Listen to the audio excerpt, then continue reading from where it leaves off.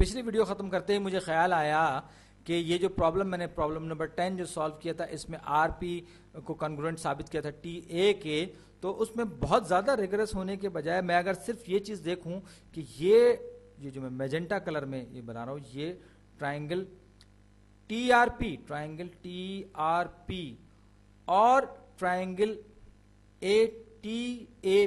Triangle T A P, अगर मैं इन दोनों की दोनों ट्राइंगल्स को कॉन्ग्रुएंट साबित कर दूं तो करस्पॉन्डिंग साइड होने की वजह से आर पी और टी ए जो हैं वो भी कॉन्ग्रुएंट साबित हो जाएंगी। तो इसका बहुत आसान सा तरीका है, अगर आप गौर से देखें कि ये जो पर्पल वाली साइड है, यहां पर ये एंगल और ये वाला एंगल जो येलो साइड पे है, ये वाला एंगल यानी कि वर्टेक्स टी पे बनने वाला एंगल और वर्टेक्स पी पे बनने वाले जो एंगल्स हैं, इन दोनों के दोनों की मेजरमेंट्स आपस में बराबर हैं। फिर इन दोनों ट्राइंगल्स में आप देख सकते हैं कि साइड टी आर ये वाली साइड और साइड ए पी, इन दोनों की लेंथ आपस में बराबर है, क्योंकि हम बात कर रहे हैं आइसोसेलेस ट्रेपेजॉइड की। फिर ये जो तीसरी साइड है टी पी, ये इन दोनों की दोनों ट्राइंगल्स में कॉमन है। तो आप देख सकते हैं कि साइड एंगल साइड कॉन्ग्रुएंसी या रीजनिंग को इस्तेमाल करते हुए हम ये कह सकते हैं कि by side angle side congruency या reasoning triangle T R P congruent होगी, triangle T R P congruent होगी किससे? ट्राइंगल टी ए पी से। और जब दो ट्राइंगल्स आपस में कॉन्ग्रुएंट होती है तो उनकी करस्पॉन्डिंग साइड्स की लेंथ भी आपस में बराबर है। तो यहां पर टी ए और आर पी इन दोनों की दोनों ट्राइंगल्स की करस्पॉन्डिंग साइड्स हैं, लिहाजा इनकी लेंथ भी आपस में बराबर होगी। उम्मीद है कि पिछली वीडियो में थोड़ी सी जो एक तशनगी रह गई थी वो यहां पे वाजे हो गई होगी, खत्म हो गई होगी। तो अब ये मैं प्रॉब्लम नंबर 11 पे आ रहा हूं, ये मैं कॉपी किया जनाब और ये पेस्ट। अब ये कह रहा है कि ये नीचे कंडीशनल स्टेटमेंट दी गई है कि अगर कोई क्वाड्रिलेटरल जो है उसके परपेंडिकुलर डायगोनल हो तो वो एक रोम्बस होगी। तो अब ये कह रहा है कि इनमें से कौन सी काउंटर एग्जाम्पल है इस ऊपर वाली स्टेटमेंट को सामने रखते हुए, यानी कि इसके उलट एग्जाम्पल होनी चाहिए जो नीचे हमें तस्वीरें दी गई हैं उनमें। तो अगर आप गौर से देखें तो कोई भी क्वाड्रिलेटरल में जिसमें कि परपेंडिकुलर डायगोनल्स जो है वो परपेंडिकुलर हो, वो एक रोम्बस होगी। ये इन्होंने एक कंडीशनल स्टेटमेंट दी है और उसको कॉन्ट्रडिक्ट करती हुई देखिए ये 90 डिग्री, ये 90 डिग्री, ये 90 डिग्री, लेकिन ये रोम्बस नहीं है। ये एक किसी पतंग की तरह से आपको नजर आ रही होगी, लेकिन बहरहाल ये रोम्बस नहीं है और ये यकीनी तौर पर काउंटर एग्जाम्पल है। लेकिन आप अगर इसको सी को देखें तो ये जो है ये रोम्बस नहीं, ये हमारे पास रोम्बस है, ये हमारे पास स्क्वायर है। देख सकते हैं कि ये स्क्वायर है हमारे पास, और इसमें तो खैर ये जो एंगल्स हैं यही 90 डिग्री से हट कर हैं, तो लिहाजा ये कॉन्ट्रडिक्ट नहीं कर रहा, ये काउंटर एग्जाम्पल नहीं है, वो ए ही थी काउंटर एग्जाम्पल। अब हम अगला प्रॉब्लम नंबर 12 12वां सवाल देखते हैं। लीजिए मैं कॉपी किया, पेस्ट। जनाब कह रहे हैं कि कौन सी ट्राइंगल्स लाजमन सिमिलर होंगी? दो ऑब्ट्यूज ट्राइंगल्स, पहली स्टेटमेंट ए में कह रहा है दो ऑब्ट्यूज, यानी कि ऐसी ट्राइंगल्स जिनमें एक एंगल जो है वो 90 डिग्री से बढ़कर हो। ये एंगल 90 डिग्री से बढ़कर होगा इस ट्राइंगल में, और ये बहुत ज्यादा ही ऑब्ट्यूज हो, बहुत फैली हुई ट्राइंगल हो, ये भी 90 डिग्री से बड़ा होगा। तो जाहिर बात है दो ऑब्ट्यूज ट्राइंगल्स तो हैं, लेकिन हम इन्हें सिमिलर नहीं कह सकते, लिहाजा ये स्टेटमेंट पूरी नहीं उतरती। उसके बाद scalene triangles with congruent basis, तो स्केलीन ट्राइंगल्स जो है ये क्या होंगी? ये अगर हम दो यहां पर मैं एक काम नहीं कर रहा हूं, ये मैंने दो राइट एंगल ट्राइंगल्स मैंने बनाई और ये मैंने दो ट्राइंगल्स, आप देख सकते हैं कि इनको जो है इसमें ये एंगल्स यानी कि इसमें सारे के सारे एंगल्स हैं वो आपस में बराबर होते हैं, और स्केलीन ट्राइंगल्स जो हैं कॉन्ग्रुएंट बेसिस के साथ, यानी कि अगर मेरे पास ऐसी ट्राइंगल्स हैं, ये एक ट्राइंगल है जिनमें बेस बिल्कुल सेम है, और स्केलीन ट्राइंगल कुछ ऐसी हो, एक साइड ये, जबकि दूसरी ट्राइंगल जो कि सेम बेस, इसी बेस को शेयर करती हो, वो ऐसी भी हो सकती है। तो हम ऐसी किसी ट्राइंगल को, ऐसी दो ट्राइंगल्स को ये नहीं कह सकते कि ये आपस में सिमिलर है। तो इसके लिए ट्राइंगल्स भी कॉन्ग्रुएंट बेसिस वाली, ये भी जरूरी नहीं है कि सिमिलर हो। दो राइट एंगल ट्राइंगल्स की अगर हम बात करें तो दो राइट एंगल ट्राइंगल, मिसाल के तौर पे ये ट्राइंगल है, ये इसमें ये 90 डिग्री, ये साइड्स आपस में बराबर है, तो ये 45 45 यानी कि 45 45 90 की ट्राइंगल है। और फर्ज कीजिए ये जो ट्राइंगल है ये मेरे पास ये 90 डिग्रीज का है एंगल, और ये 30 60 90 की ट्राइंगल है। तो जरूरी नहीं है कि दो राइट एंगल ट्राइंगल्स भी आपस में सिमिलर हों, लिहाजा ये ऑप्शन भी हमारे बहस से बाहर हो गया। अब कहना two isosceles triangles with congruent vertex angles, यानी कि दो ऐसी आइसोसेलेस ट्राइंगल्स जिनमें वर्टेक्स एंगल्स जो हैं वो सिमिलर हों। कैसे, इसको थोड़ा साबित कर लेते हैं। अगरचे सिर्फ एक ही ऑप्शन हमारे पास बचा है, लेकिन फिर भी हम इसको प्रॉपर तरीके से, सलीके से साबित करने की कोशिश करते हैं। ये जनाब, ये मैं एक आइसोसेलेस ट्राइंगल बनाने की कोशिश कर रहा हूं। तो जनाब ये एक मेरे पास है, ये मैंने एक आइसोसेलेस ट्राइंगल बनाई, सॉरी ये एक आइसोसेलेस ट्राइंगल बनाई, और ये इसकी साइड, दो साइड्स की लेंथ आपस में बराबर है, यानी कि ये साइड और ये साइड, तो इनके अपोजिट एंगल्स जो हैं वो भी आपस में बराबर होंगे।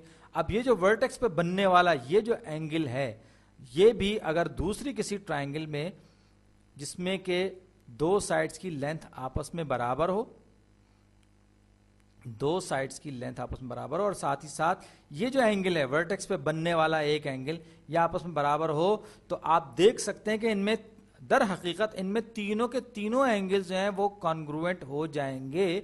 क्योंकि जब एक एंगल दूसरे एंगल के बराबर होगा, बाकी दो एंगल्स भी पाबंद होंगे इस बात के कि वो बाकी के दो एंगल्स के बराबर हो, लिहाजा सिमिलैरिटी की शर्त पूरी होगी। अगर मैं इसको x और इन दोनों एंगल्स को y कहूं, तो मेरे पास किसी भी ट्राइंगल के जो एंगल्स होते हैं उनका मजमुआ क्या होता है, 180 डिग्री। तो x plus 2y is equal to 180 degree, 2y is equal to 180 minus x, y is equal to 90 minus x over 2। ये मेरे पास y की वैल्यू आ गई। अब बिल्कुल इसी तरीके से यहाँ पर ये x और ये मैं इसको कहूँ, ये दोनों एंगल्स जो है इनका मेजर z है, तो मेरे पास क्या होगा, x plus 2z is equal to 180। अब मैं ये कहता हूं 2z is equal to 180 minus x, और z is equal to 90 minus x over 2। आप देख सकते हैं y और z की जो मेजरमेंट है, कैलकुलेशन से भी ये बात हमारे सामने आ गए। तो लिहाजा जो ऑप्शन डी है वही हमारा दुरुस्त जवाब है। अब प्रॉब्लम नंबर 13 यानी सवाल नंबर 13 हमारे सामने लाया जा रहा है, और कॉपी और ये पेस्ट, ये आ गया जनाब। अब हमसे कहा जा रहा है कि which of the following facts would be sufficient to prove that triangles ABC and BD are similar. यानी हमसे ये कहा जा रहा है कि ये ट्राइंगल ABC और ट्राइंगल BDE अगर हम ये कहें कि ये सिमिलर है, तो उनके इस बात को सच साबित करने के लिए कौन सा फैक्ट, कौन सा बयान जो है वो इस चीज को प्रूफ करने में हमारी मदद करेगा। तो अगर आप देखें तो ये एंगल इन दोनों ट्राइंगल्स में कॉमन है, और हमें कुछ और चीजों के बारे में भी सोचना है कि अगर किसी तरीके से ये साइड AC और साइड D जो है, ये D वाली जो साइड है, ये आपस में D और E ये आपस में पैरेलल हो जाएं, तो हमारा मसला हल हो जाएगा। क्योंकि ऐसी सूरत में दो पैरेलल लाइंस का जो ट्रांसवर्सल होगा वो सेम एंगल पे कट करेगा। ये एंगल, सॉरी मैं ये एंगल और ये एंगल आपस में बराबर हो जाएंगे, और ये एंगल और ये एंगल भी आपस में बराबर हो जाएंगे। तो ये तीनों के तीनों एंगल्स कॉन्ग्रुएंट होने की वजह से हम ये कह सकते हैं कि ये दोनों की दोनों ट्राइंगल्स, ट्राइंगल ABC और ट्राइंगल EBD ये आपस में सिमिलर हैं। तो अब हम देखते हैं कि अगर इनका पैरेलल होना कहीं मौजूद है किसी स्टेटमेंट में या नहीं है, तो हमारे पास तब तो ये हमारे पास सिमिलर ट्राइंगल बनेगी, वरना नहीं बनेगी। बहरहाल ये हमारे पास आ गया, हमारे पास ऑप्शन नंबर C हमने मार्क कर लिया। अब हम आते हैं प्रॉब्लम नंबर 14 पे। प्रॉब्लम 14 में हमारे पास ये कॉपी, ये पेस्ट लीजिए। ये पैरेललोग्राम हमें दिया गया है नीचे ABCD के नाम से, और ये इसका जो ये लाइन इससे पैरेलल है और ये लाइन इस लाइन से पैरेलल है। अब कह रहे हैं कि इनमें से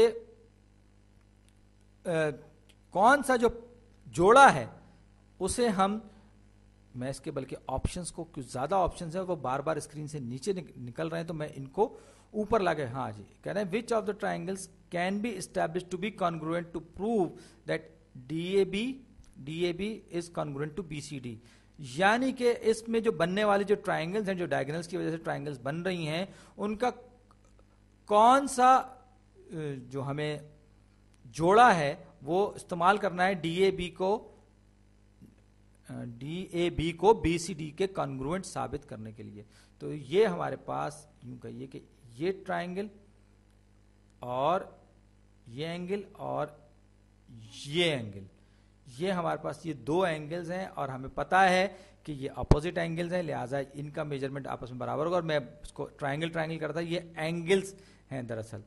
तो अब हम ये एंगल अगर हम साबित करने जा रहे हैं कि एंगल ये आपस में कॉन्ग्रुएंट है, तो ADC and triangle ADC and ABD, तो ADC ये है और ABD ये है। इसमें अगर आप गौर करें तो ये जो ट्राइंगल है इसके अंदर थोड़ा सा हमें इससे मदद मिल रही है, और इसमें भी हमें ADC से हमें इसमें ये एंगल लेकिन मौजूद नहीं है, तो ये हमारा सवाल हल नहीं करते। उसके बाद है AED